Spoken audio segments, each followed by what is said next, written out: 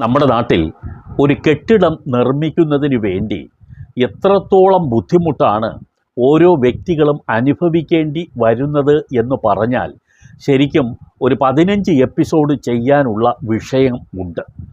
കാരണം ആളുകൾ ഇതിനു വേണ്ടി പലയിടത്തുനിന്നും ലോഡെടുത്തും കടം വാങ്ങിയും സ്വരൂക്കൂട്ടി വെച്ച തുക ഉപയോഗിച്ചുമൊക്കെ ഒരു വീടെന്ന സ്വപ്നം പൂർത്തിയാക്കാൻ വേണ്ടി ഇറങ്ങിത്തിരിക്കുമ്പോൾ അവർക്ക് നേരിടേണ്ടി വരുന്നത് ചില്ലറ ബുദ്ധിമുട്ടുകളൊന്നുമല്ല.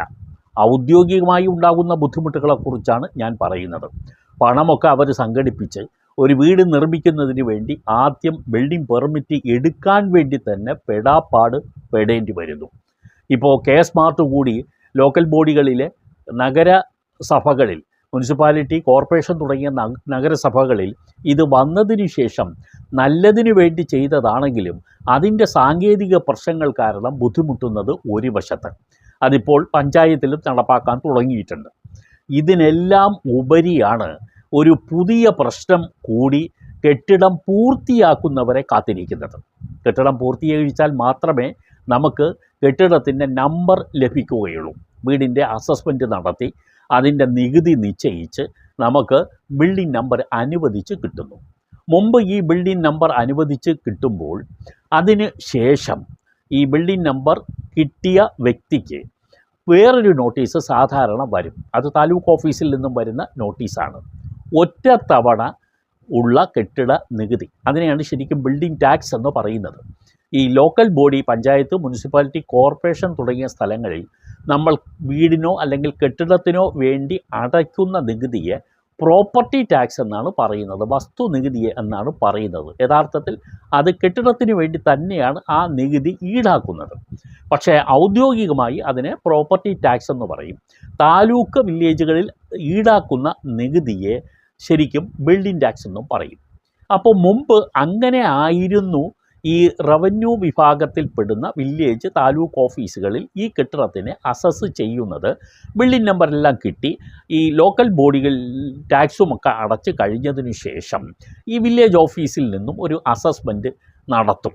അത് ഈ വീടിൻ്റെ വിസ്തീർണം അവർ തന്നെ നേരിട്ട് വന്ന് അളന്ന് തിട്ടപ്പെടുത്തിയിട്ട് അതിന് ബിൽഡിംഗ് ടാക്സ് ചുമത്തും. അതാണ് നടന്നുകൊണ്ട് ഇരുന്നത്. പക്ഷേ ഇപ്പോൾ ഈ സ്മാർട്ട് പദ്ധതി വന്നതിന് ശേഷം സാങ്കേതികപരമായി ഒരു പ്രശ്നം ഉണ്ടായിരിക്കുന്നു. മാത്രമല്ല ഒരു പുതിയ തീരുമാനവും അതിൻ്റെ പേരിൽ ഉണ്ട്. അതായത് കെട്ടിടം പൂർത്തിയായി കഴിഞ്ഞാൽ വില്ലേജ് ഓഫീസർ വഴി ഒറ്റത്തവണ നികുതി, അതായത് ബിൽഡിംഗ് ടാക്സ് നമ്മൾ അടച്ചാൽ മാത്രമേ local body, panchayat, municipality, corporation തുടങ്ങിയ ലോക്കൽ ബോഡിയുടെ ഉദ്യോഗസ്ഥർ നമുക്ക് നമ്പർ അനുവദിച്ച് തരികയുള്ളൂ. ആദ്യം ബിൽഡിംഗ് ടാക്സ് എന്ന് പറയുന്നത് നമ്മൾ അടയ്ക്കണം. അത് ഒറ്റത്തവണ അടച്ചാൽ മതി. അത് 3000 സ്ക്വയർ ഫീറ്റ് വരെയുള്ളതാണെങ്കിൽ നമ്മൾ ഒറ്റത്തവണ നമ്മൾ അടയ്ക്കണം ബിൽഡിംഗ് ടാക്സ്. അടച്ചു കഴിഞ്ഞാൽ ഈ അതിൻ്റെ രേഖ ഹാജരാക്കുമ്പോൾ LSD ഇനി നമുക്ക് നമ്പർ പ്രൊവൈഡ് ചെയ്ത് തരികയുള്ളൂ. അതാണ് ഇപ്പോഴത്തെ പ്രൊവിഷൻ. അതാണ് ഈ ബുദ്ധിമുട്ട് വരുന്നത്. 3000 സ്ക്വയർ ഫീറ്റ് വരെയുള്ള കെട്ടിടത്തിന് ഓൺ ടൈം ടാക്സ് നമ്മൾ അടയ്ക്കണം.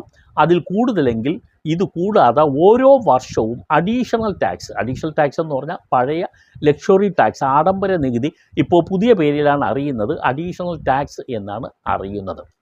അപ്പോൾ അതിനു വേണ്ടി ചെയ്യുന്ന പ്രക്രിയയാണ് പുതിയതായിട്ട് കൂടുതൽ ബുദ്ധിമുട്ട് ഉണ്ടാക്കിയിരിക്കുന്നത്. നമ്പർ കിട്ടിക്കഴിഞ്ഞ് നേരത്തെ ഉണ്ട സമ്പ്രദായ പ്രകാരം ആയിരുന്നെങ്കിൽ പ്രശ്നമില്ല. പുതിയ സമ്പ്രദായ പ്രകാരം ആണെങ്കിൽ ആദ്യം നമ്മൾ ബിൽഡിംഗ് ടാക്സ് അടയ്ക്കണം. അതിനു വേണ്ടി ഇപ്പോൾ എന്താ ചെയ്യുന്നത്? പുതിയ രീതിയിലുള്ള ഒരു നിർദ്ദേശം കൊടുത്തിരിക്കുന്നത് പ്ലാനും ഓക്കുപ്പൻസി സർട്ടിഫിക്കറ്റും ഏരിയ കാണിക്കുന്ന അസസ്മെൻറ്റ് രജിസ്റ്ററിൻ്റെ പകർപ്പും വില്ലേജ് ഓഫീസർക്ക് ലഭിക്കണം. വില്ലേജ് ഓഫീസറും തഹസിൽദാരുമൊക്കെ ഇത് പരിശോധിച്ചിട്ട് ഒരു റിപ്പോർട്ട് തയ്യാറാക്കി അതിൻ്റെ അടിസ്ഥാനത്തിൽ ബിൽഡിംഗ് ടാക്സ് നിശ്ചയിച്ച് അവർ ഒരു നോട്ടീസ് ഇറക്കും. ഈ രേഖയാണ് ലാൻഡ് റവന്യൂ ഡിപ്പാർട്ട്മെൻറ്റിലെ LRD പോർട്ടലിൽ എത്തിയാലേ ശരിക്കും വില്ലേജ് ഓഫീസർക്ക് നോക്കാൻ കഴിയൂ. ഇവരുടെ റിപ്പോർട്ടല്ല എത്താൻ, ഇവരുടെ റിപ്പോർട്ടിൻ്റെ അടിസ്ഥാനത്തിൽ ബിൽഡിംഗ് ടാക്സ് ഫിക്സ് ചെയ്ത് കിട്ടും. പക്ഷേ ഇപ്പോൾ വന്നിരിക്കുന്ന ബുദ്ധിമുട്ട് ഈ പറയുന്ന രേഖകൾ, അതായത് ബിൽഡിംഗ് പ്ലാന്, ഓക്കുപ്പൻസി സർട്ടിഫിക്കറ്റ്, ഏരിയ കാണിക്കുന്ന ഈ ലോക്കൽ ബോഡിയിലെ അസസ്മെൻറ്റ് രജിസ്റ്റർ, ഇതിൻ്റെ പകർപ്പുകളെല്ലാം തന്നെ ഈ ലാൻഡ് റവന്യൂ ഡിപ്പാർട്ട്മെൻറ്റിലെ LRD എന്ന പോർട്ടൽ വഴി വില്ലേജ് ഓഫീസർക്ക് എത്തണം. അങ്ങനെ എത്തി അദ്ദേഹം അത് പരിശോധിച്ചതിന് ശേഷമാണ് ഇത് അവർ ബിൽഡിംഗ് ടാക്സ് നിശ്ചയിച്ച് നൽകുന്നത്. നമ്മൾ ബിൽഡിംഗ് ടാക്സ് അടയ്ക്കാൻ ആ സമയത്താണ് നമ്മൾ ഔദ്യോഗികമായി ബാധ്യസ്ഥൻ ആവുകയും ചെയ്യുന്നത്. പക്ഷേ ഇത് കൃത്യമായും എത്തുന്നില്ല. ഈ പോർട്ടലിൽ, LRD പോർട്ടലിൽ അത് കൃത്യമായും എത്തുന്നില്ല. ലാൻഡ് റവന്യൂ കമ്മീഷണറുടെ പോർട്ടലാണിത്. ഈ പോർട്ടലിൽ വന്നാൽ വില്ലേജ് ഓഫീസർക്കും തുടർന്ന് തഹസിൽദാർക്കും ഇതിൻ്റെ അസസ്മെൻറ്റ് നടത്താൻ കഴിയും. അത് കെ-സ്മാർട്ട് വന്നതിന് ശേഷം അത് മുനിസിപ്പാലിറ്റിയിലും കോർപ്പറേഷനിൽ നിന്നും കൃത്യമായും സാങ്കേതികപരമായി യഥാസമയം കിട്ടാനുള്ളത് കിട്ടുന്നില്ല, വൈകുന്നു എന്നുള്ളതാണ് ഇപ്പോൾ ഉള്ള ഏറ്റവും വലിയ പ്രശ്നം. ഇത് പഞ്ചായത്തിനെ ഇപ്പം ബാധിക്കും. കാരണം അവിടെയും കൂടെ വന്നാൽ ഈ പ്രശ്നം ഉണ്ടാകുമല്ലോ എന്നുള്ളതാണ്. അതിന് ലാൻഡ് റവന്യൂ കമ്മീഷണർ പറയുന്നത് ഇതൊരു സോഫ്റ്റ്വെയർ പ്രശ്നമാണ്, അത് പരിഹരിക്കുന്നതിന് വേണ്ടി നിർദ്ദേശം കൊടുത്തിട്ടുണ്ട്, പഞ്ചായത്തുകളിൽ പ്രശ്നങ്ങളൊന്നും ഇല്ല, കെ-സ്മാർട്ടാണ് വില്ലൻ എന്നുള്ള നിലയിൽ നമുക്ക് അനുമാനത്തിൽ എത്തേണ്ടി വരുന്നു. എല്ലാവരും ഇങ്ങനെ അവരാണ് ചെയ്യാൻ, എവരാണ് ചെയ്യാൻ, അതാണ് പ്രശ്നം, ഇതാണ് പ്രശ്നം എന്നൊക്കെ നമ്മളെ അറിയിക്കുന്നുണ്ട്, നമ്മളോട് പറയുന്നുണ്ട്. പക്ഷേ പ്രശ്നം പരിഹരിക്കാതിരുന്നാൽ ഒരു വ്യക്തി അയാൾ നിർമ്മിച്ച കെട്ടിടത്തിൻ്റെ എല്ലാ ഔദ്യോഗിക നടപടികളും പൂർത്തിയാക്കി ഹൗസ് വാമിംഗ് നടത്തി ആ വീട്ടിലേക്ക് കയറി താമസിക്കാൻ എത്ര നാൾ എടുക്കും എന്ന് നിങ്ങൾ മനസ്സിലാക്കുക. പലപ്പോഴും പല ആളുകൾക്കും ആ ബിൽഡിംഗ് നമ്പർ കിട്ടിയതിന് ശേഷം അവർക്ക് പല നടപടികളിലേക്കും കടക്കാൻ ഉണ്ട്. പലപ്പോഴും പുതിയതായിട്ട് ലോണിന് എടുക്കേണ്ടി വരുന്ന അവസ്ഥ വന്നാലും, കുട്ടികളുടെ വിദ്യാഭ്യാസ കാര്യവുമായിട്ട് ബന്ധപ്പെട്ട് ബിൽഡിംഗ് നമ്പർ കൊടുക്കേണ്ടി വരുന്ന ഒരവസ്ഥ വന്നാലും ഒക്കെ തന്നെ ഈ ബിൽഡിംഗ് നമ്പർ അവർക്ക് കിട്ടണം. പക്ഷേ ബിൽഡിംഗ് നമ്പർ കിട്ടാൻ ഇപ്പോൾ തപസ് അനുഷ്ഠിക്കേണ്ട ഒരു സാഹചര്യം വന്നിരിക്കുന്നു എന്നുള്ളതാണ്. ഇത് ഓരോ സോഫ്റ്റ്വെയറുകൾ കൊണ്ടുവന്ന് അപ്ഡേറ്റ് ചെയ്യുമ്പോഴും അതിൻ്റെ ഉദ്ദേശശുദ്ധി നമുക്ക് അംഗീകരിക്കാമെങ്കിലും അതിൻ്റെ തുടർ നടപടികൾ കൃത്യമായും നടക്കുന്നുണ്ട് എന്ന് ഉറപ്പ് വരുത്തേണ്ടത് ഈ കാര്യങ്ങൾ ശ്രദ്ധിക്കുന്ന ഉയർന്ന ഉദ്യോഗസ്ഥരുടെയും ആ സ്ഥാനത്തിരിക്കുന്നവരുടെയും ഒക്കെ കടമയും കർത്തവ്യവുമാണ്. അത് യഥാവിധി നടക്കാതായിട്ട് തദ്ദേശ സ്വയംഭരണ സ്ഥാപനങ്ങളെ സംബന്ധിച്ചിടത്തോളമാണെങ്കിലും കുറേ കാലമായി ഇതുപോലുള്ള പല പ്രശ്നങ്ങളും വരുന്നുണ്ട്.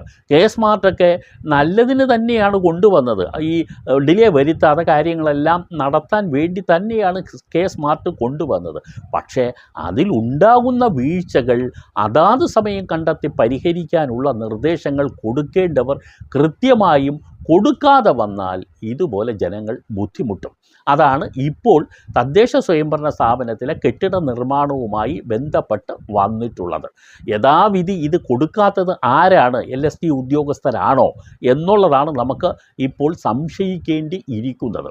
റവന്യൂ വകുപ്പിന് ഇത് എത്തണം എങ്കിൽ ഈ ഉദ്യോഗസ്ഥർ അത് ശരിക്കും അപ്ലോഡ് ചെയ്യേണ്ടതുണ്ട്. അതിനെ സംബന്ധിച്ച് യഥാർത്ഥ വസ്തുത എവിടെയാണ് ഇതിൻ്റെ ഒരു പിശക് സംബന്ധിച്ചു വന്നിട്ടുള്ളതെന്ന് ഞങ്ങൾ മനസ്സിലാക്കാൻ ശ്രമിക്കുന്നുണ്ട്.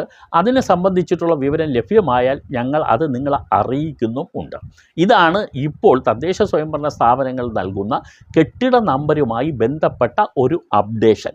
ഈ വിഷയവുമായി ബന്ധപ്പെട്ട് ഈ ചാനൽ മുമ്പും പല എപ്പിസോഡുകളും ചെയ്തിട്ടുണ്ട് എന്നുള്ളത് കൊണ്ട് ഇതുമായി ബന്ധപ്പെട്ട് വരുന്ന പുതിയ വിവരങ്ങളും നിങ്ങളുടെ ശ്രദ്ധയിൽ ഞങ്ങൾ കൊണ്ടുവരുന്നുണ്ട്. അതറിയാൻ ആഗ്രഹിക്കുന്നവർ സബ്സ്ക്രൈബ് ചെയ്യാനും മറ്റുള്ളവർക്ക് വേണ്ടി ഷെയർ ചെയ്യാനും മറക്കാതിരിക്കുക. നന്ദി.